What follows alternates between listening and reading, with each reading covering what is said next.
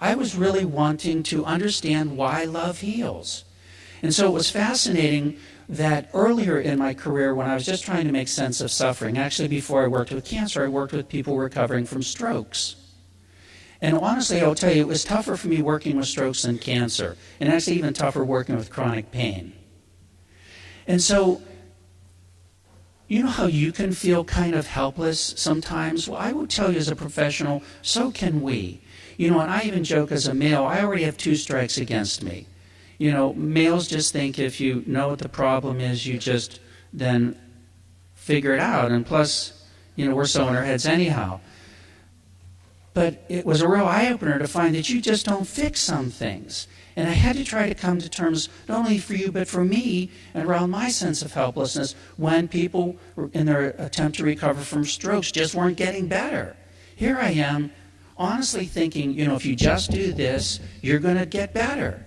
And then finding that, in fact, you were fortunate if we could discharge you to home. The last place you wanted discharged was where? And I was the one to have to tell you that stuff. So how did I make sense of suffering? And so I started to look outside of the scientific literature, including the religious or spiritual literature and different philosophical systems.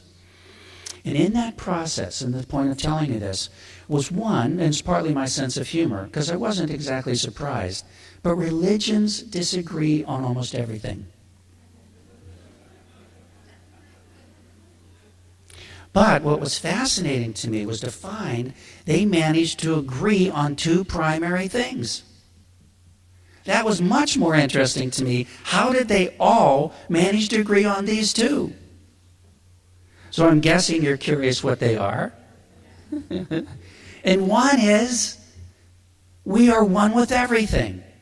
So if you think this is odd, as I did in quantum physics, but here is the science of it, that we are all one. Everything is connected. Every religion, every philosophic system has said the exact same thing.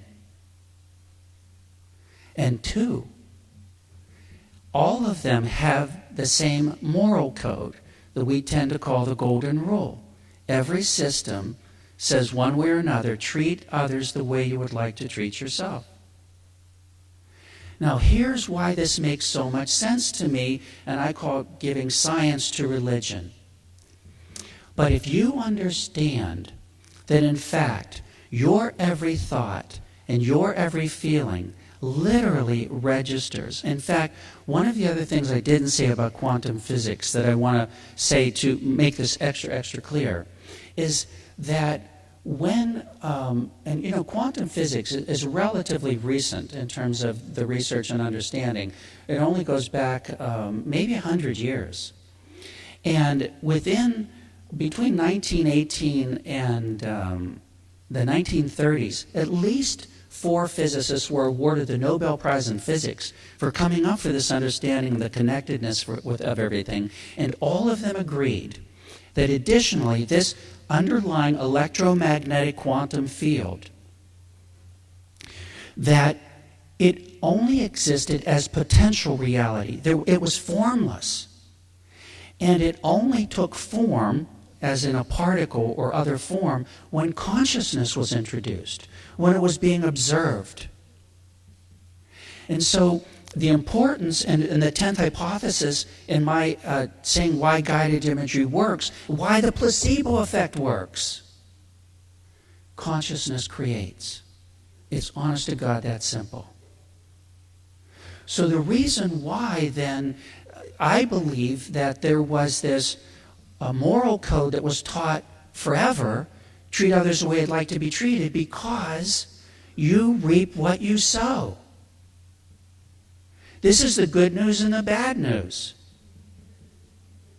If you use deliberate intention techniques like guided imagery or prayer or self-hypnosis, affirmations, and get into a very deeply relaxed state where you're now resonating in harmony with the underlying quantum field, when you do that, your imagery actually is doubly effective.